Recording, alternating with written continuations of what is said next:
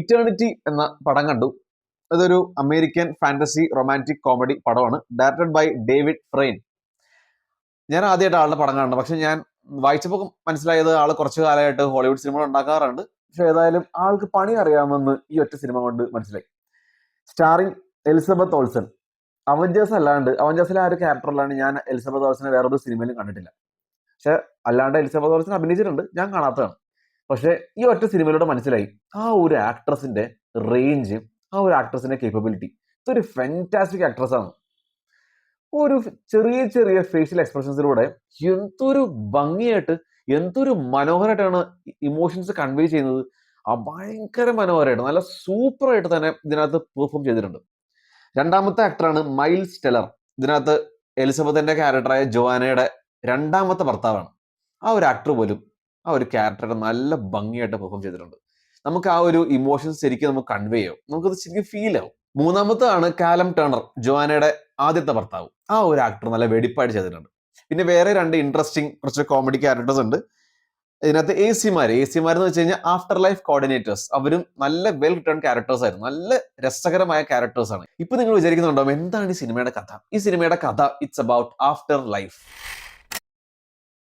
ജോവാനയുടെ character afterlife, അത് ഹെല്ലിന്റെയും ഹെവന്റെയും നടുക്കെത്തുന്നു. അപ്പൊ മനസ്സിലാവുകയാണ് ആ ഒരു സ്ഥലത്ത് ആദ്യത്തെ ഭർത്താവുണ്ട്, രണ്ടാമത്തെ ഭർത്താവുണ്ട്. അപ്പൊ ഈ ആഫ്റ്റർ ലൈഫ് ഇവർക്ക് ഈ ജോവാനയ്ക്ക് കൊടുക്കുന്ന ഒരു ഓപ്ഷനാണ് ആദ്യത്തെ ഭർത്താവ് അല്ലെങ്കിൽ രണ്ടാമത്തെ ഭർത്താവ്. ഇതിൽ ഏതെങ്കിലും ഒരാളുടെ ഒപ്പം ഒരു കുറെ കാലത്ത് ഇറ്റേണിറ്റി നിങ്ങൾക്ക് ജീവിക്കാം. അപ്പൊ ഈ ഒരു കൺഫ്യൂഷൻ ആണ് സിനിമ. ഇതിൽ ആരെ ചൂസ് ചെയ്യണം? അത് വളരെ വളരെ മനോഹരമായിട്ട്, വളരെ നന്നായിട്ട് തന്നെ പറഞ്ഞിട്ടുണ്ട് ഡേവിഡ് ഫ്രെയിൻ. ഒരു സിമ്പിൾ, ഒരു ക്യൂട്ടായ ഒരു കഥ, അത് ഭയങ്കര ഓണസ്റ്റ് ആയിട്ടും ഭയങ്കര ഏണസ്റ്റ് ആയിട്ട് തന്നെയാണ് ഡയറക്ടർ എക്സിക്യൂട്ട് ചെയ്ത് കഥ പറഞ്ഞു വെച്ചിരിക്കുന്നത്. 1 മണിക്കൂർ 50 മിനിറ്റ് ഒരു നല്ലൊരു മനോഹരമായ അനുഭവമില്ലേ? അങ്ങനത്തെ ഒരു വളരെ നല്ലൊരു അനുഭവമാണ് ഈ സിനിമ തന്നത്. അത്രയും ക്യൂട്ട് ആൻഡ് ലവ്ലി ആയ ഒരു സിനിമ. ഈ സിനിമയും ഈ സിനിമയിലെ ക്യാരക്ടേഴ്സും ഈ കൺസെപ്റ്റും നമ്മുടെ മനസ്സിൽ നിൽക്കും തിയേറ്ററിൽ നിന്ന് ഇറങ്ങി കഴിഞ്ഞാൽ പോലും. അത്രയും നന്നായിട്ടാണ് ഇതിലെ കഥ പറഞ്ഞു വെച്ചിരിക്കുന്നത്. പിന്നെ ആഫ്റ്റർ ലൈഫിന്റെ ആ ഒരു വേൾഡ് ബിൽഡിങ്, അതും അടിപൊളിയാണെന്ന് തന്നെ പറയാം. ഭയങ്കര ഇമാജിനേറ്റീവ് ആയിരുന്നു, ഭയങ്കര ക്രിയേറ്റീവ് ആയിരുന്നു, ഭയങ്കര റിലേറ്റബിൾ ആയിരുന്നു. നമുക്ക് തന്നെ ഒന്ന് പോവാൻ തോന്നുന്നു ആ ഒരു നാട്ടിലോട്ട്. അത്ര രസകരമായിട്ടാണ് അവർ ആ ഒരു കൺസെപ്റ്റ് അവർ ഡിസൈൻ ചെയ്ത് വെച്ചിരിക്കുന്നത്, ആ ഒരു ലോകം അവർ ഡിസൈൻ ചെയ്തിരിക്കുന്നത്. വേറൊരു സംഭവം കൂടി ഉണ്ട്. ഈ പടം കാണുമ്പോൾ നമ്മുടെ മനസ്സിൽ ചെറുതായിട്ട് ഒന്ന് വേദനിക്കും. ഉള്ള കാലം നന്നായിട്ട് ജീവിക്കാനും അതേപോലെ നമ്മുടെ കൂടെ ഉള്ളവരെ കൂടെ നന്നായിട്ട് ജീവിച്ചു പോകാനും ഈ സിനിമ നമ്മളെ ചെറുതായിട്ടൊന്ന് പ്രേരിപ്പിക്കും. അത്രയും ഇമോഷണലുമാണ്, അത്രയും തോട്ട് പ്രൊവോക്കിംഗ് ആണ് ഇതിന്റെ സ്റ്റോറി ടെല്ലിങ്.